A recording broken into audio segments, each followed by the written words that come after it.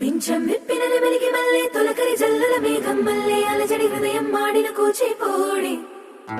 రంగుల దిద్దిన బొమ్మకు మల్లె కవితలు వద్దిన పుస్తకమల్లె సంతోషంలో ముద్దుగా ఈ అమ్మాడి ఆరారు ఋతువుల అందం ఒకటిగా కలిపి వింతలు ఏడు పక్కకు జరిపే కొత్తగా పుంతలు తొక్కెను ఈ అరవిందం అమ్మమ్మో తాండవమాడే కృష్ణుడి నుండి వేణువు గానం తీయగ పండి రాధకు ప్రాణం ఉప్పొంగే ఆనందం